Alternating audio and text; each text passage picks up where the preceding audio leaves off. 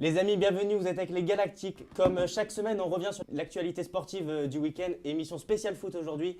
On va faire un rapide tour d'Europe. On va commencer en France avec Marseille qui continue et qui s'impose à Nîmes. La bataille pour la troisième place. Toulouse qui continue de couler. Et évidemment, le derby entre Saint-Etienne et Lyon, gagné par les Lyonnais. Faire tout de suite la rubrique de Benjamin Noyer. Bonjour à tous et à Salut toutes. Benjamin. Alors, ce week-end, on a eu de belles choses en France. On va commencer par un brief résumé des matchs. Alors, on a eu Nîmes-Marseille en ouverture de la journée. On a eu 3-2, une victoire de l'Olympique de Marseille. On en reviendra après dans les 3 points. Samedi à 17h, on a eu PSG-Dijon, une victoire sans appel des hommes de Thomas Tuchel, notamment marquée par un doublé de Kylian Mbappé, qui était un peu en difficulté lors des derniers matchs. Le soir, à 20h, on a eu ASM Monaco face à Reims.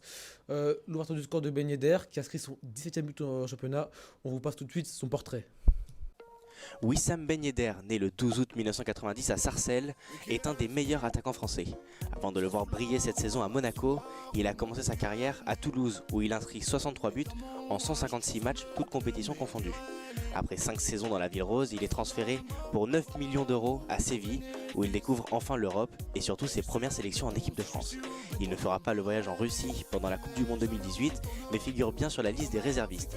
Avec le club andalou, il jouera 90 matchs pour près de 38 buts, et c'est à l'été 2019 qu'il décide de rejoindre le club de la Principauté, club dont il était fan plus jeune. Il forme avec son coéquipier Islam Slimani, un des duos les plus prolifiques de Ligue 1. En 24 matchs cette saison, il a marqué 16 buts en championnat, ce qui le place à la tête du classement des buteurs. Les Monégasques se sont fait égaliser par Hassan Kamara, qui pour l'anecdote est un de mes coups de cœur de cette saison, un très bon latéral. Donc Monaco a touché 3 fois la barre. Et c'est le deuxième nul consécutif pour les hommes de Roberto Moreno, après leur nul face à Dijon. On a eu Montpellier-Strasbourg, une victoire 3-0 des Montpelliérains à la Mosson, avec un doublé de TJ Savanier. Nantes-Losc, le dimanche, victoire 1-0 des hommes de Christophe Galtier par l'intermédiaire de Benjamin André. On en reviendra également après dans les 3 points. On a eu également Toulouse-Rennes, une victoire 2-0. Donc c'est la 13e défaite des Toulousains. Donc ça devient une habitude. On en reviendra également après sur les 3 points. Un point sur le classement. Un point sur le classement. Alors le podium reste inchangé. On a toujours le peloton de tête Paris Saint-Germain, Marseille, Rennes. On a Lyon qui remonte à la 5e place à 40 points et qui revient à hauteur de Monaco et de Montpellier. La Et- mauvaise opération du week-end, elle est pour Saint-Etienne qui se place à 2 points du barragiste. C'est la 5e défaite en 6 matchs pour les hommes de Claude Puel. Tu voulais nous en parler? On en est où dans la course à la Ligue des Champions en Ligue 1? Alors, on va en parler, monsieur, en 3 points. Alors, l'OM rebondit. Avant ce match face à Nîmes, on avait des inquiétudes. On se rappelle que l'année dernière, au Costières, les hommes à l'époque entraînés par Rudy Garcia avaient perdu 3-1. D'autant plus qu'avant ce match-là, Nîmes restait sur 4 victoires en 5 matchs. Un nouvel élan pris par les Nîmois, notamment grâce au quatuor offensif Ferrat, Ben Raoult, Nolan Roux et Philippe Otto. L'OM venait également de perdre face à Nantes. Donc, on s'était dit qu'une perte de confiance pouvait être possible. Et bien, il en était tout autre.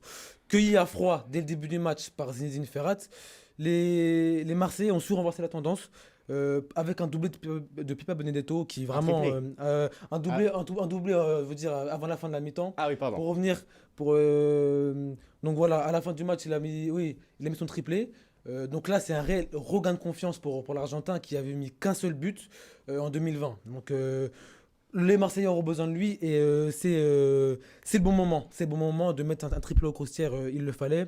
À notifier également la grosse performance de Steve Mandanda qui, au contraire de la saison dernière, cette saison fait gagner des points à l'Olympique de Marseille.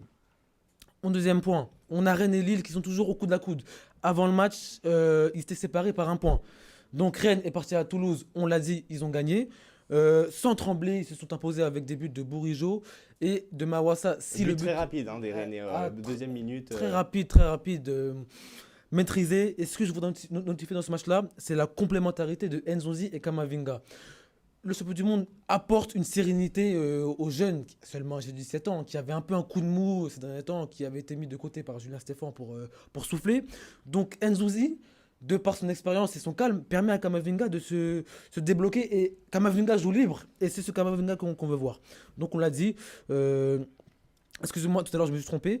C'est pas la 13e, mais c'est la 15e défaite de Toulouse en 16 matchs. C'est une habitude.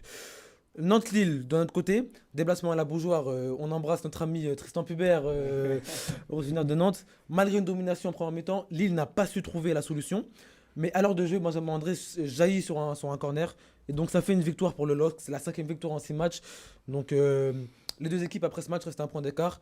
Et selon moi, vu la profondeur de l'effectif lillois, il ne devrait pas tarder à passer devant Rennes. Et pour moi, l'équipe du week-end, l'équipe qui nous a fait vibrer en Ligue des Champions et en championnat, Lyon. Lyon, la semaine du tournant. Mercredi, on avait une victoire face à la Juve, victoire méritée d'ailleurs. Et hier, c'était jour de derby. On se rappelle qu'à l'aller, les Lyonnais avaient perdu le derby et c'était suite à ce derby-là que Silvino avait été licencié. Donc il y avait un désir de revanche de la part des Lyonnais, un désir de se venger et d'arracher ce succès. Donc un match maîtrisé de bout en bout. Une stat qui est parlante en première mi-temps, 78% de possession pour les Lyonnais. Donc le 1-0, il est bien payé par les hommes de Claude Puel. En deuxième mi-temps, les Verts ont un peu plus montré de choses. Il y avait plus de contenu. Ils ont même à un moment une grosse occasion avec un gros sauvetage de Marsal. Mais en fin de match, il concède le penalty, donc un doublé de Dembélé. Donc on va notifier dans ce match-là l'apport de Guimarães qui s'impose comme un réel leader. On va en parler. On va rapidement analyser le derby. Je suis accompagné de Martin Gonaillon et de Jérémy Puech. Jérémy, tu nous en avais parlé la semaine dernière pour le match Lyon-Juventus. Qu'en as-tu pensé de la performance de Guimarães encore hier soir? Il est incroyable ce jeune, je le découvre à peine, comme j'avais pu le dire contre la Juventus. Il est arrivé, c'est seulement son 3e match, c'est ça Benjamin? C'est son 3e match, il avait joué à Metz, à la Juve et hier. Et franchement, il a déjà imposé sa place et il est indispensable pour l'équipe. Hier, Lyon, je les ai sentis vraiment très sereins sur cette entame de match. Contrairement à avant la Juve, où on les voyait pas sereins, très douteux dans leurs actions. Là, on pouvait enchaîner des contrôles-passes. C'était vraiment très beau à voir. Et puis, j'aimerais bien revenir aussi sur l'arbitrage parce que Lyon, hier, n'a pas été favorisé comme à son habitude. Comme à son habitude, oui. Voilà, super. Mais il faut dire les Non, mais ils se choses. cachent même plus, les Lyonnais, c'est ça qui est super. À un moment, on a Moussa Dembélé qui prend un carton jaune pour simulation.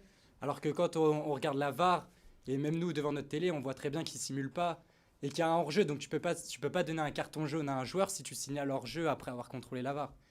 Après, il y a eu deux buts assez litigieux qui ont été signalés hors-jeu. Moi, je comprends pas. Il y en a un que je suis d'accord qui est hors-jeu, mais il y en a un autre je comprends pas. On a la VAR sur ces situations-là quand il y a un but. Et en plus, ils prennent le temps de regarder. Je comprends pas.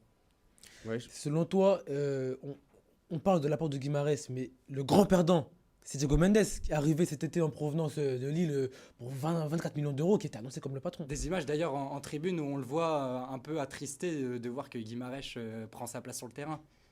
Mais Guimarães, je ne sais pas ce que tu en penses Martin, mais je trouve qu'il apporte beaucoup plus que Thiago Mendes dans cette équipe de Lyon. Bah ouais, comme j'en avais parlé, il a un profil plus intéressant parce que déjà il est plus complet. Enfin, Thiago Mendes c'est plus une pure sentinelle il est bon. Enfin, on l'a vu à Lille, on l'a vu cette année à Lyon, il est correct. Mais Bruno Guimarães, il est vraiment impressionnant et surtout que même contre la Juventus, il a prouvé qu'au plus haut niveau, il pouvait faire des bonnes performances. Encore hier, c'est peut-être le meilleur Lyonnais. Et ouais, il est vraiment technique, il est super intelligent dans sa manière de jouer et tout. Et surtout qu'il permet un peu de libérer Oussem Aouar qui peut jouer un peu plus haut.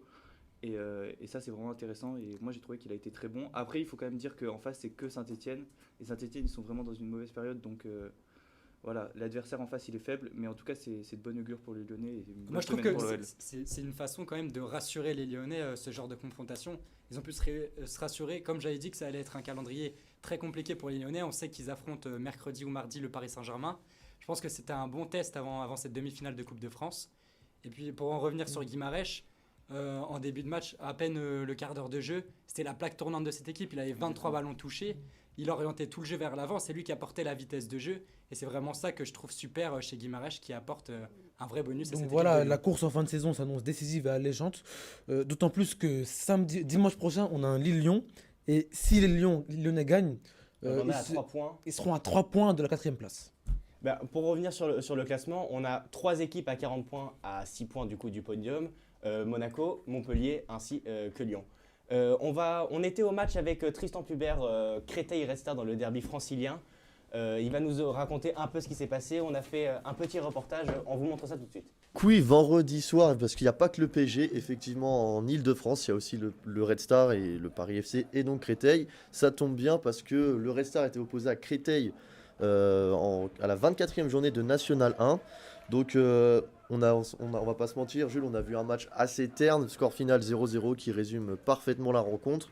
Et les Odoniens obtiennent un résultat assez décevant, même s'ils ont dominé dans le dernier quart d'heure, mais c'était insuffisant pour aller chercher la victoire. Et donc ce résultat pour le club du 93 voit Boulogne-sur-Mer leur passer devant au classement. Donc le Red Star est 4e. Et la course pour la montée en Ligue 2 va être, à mon avis, très très disputée. Alors on a Boulogne qui est donc passé 3e avec 43 points. Le Red Star est à 42 points. Avranches 42. Et après on a Villefranche et Lyon-la-Duchère à 40 points. Donc ça c'est la 3e à la 7e place. Donc malgré ce résultat décevant, on a pu voir sur des images un super public comme d'habitude du Red Star. Ouais, près de 500 supporters. Près de qui ont 500 fait le supporters, ouais, déplacement, c'est ça, le à déplacement. Créteil, Est-ce qu'on peut dans ce vraiment appeler ça un derby déplacement francilien. Donc belle ambiance, comme d'habitude, emmenée par leurs fidèles supporters. La prochaine journée pour les hommes de Vincent Bordeaux, c'est contre Concarneau, vendredi soir. Concarneau qui est 11e, donc l'occasion parfaite pour le Red Star de se relancer et de prendre 3 points. Et donc voilà, on vous invite à venir à Bauer vendredi soir, 20h, comme d'habitude, pour assister, on espère, à une victoire du club du 93. Super. Merci beaucoup Tristan.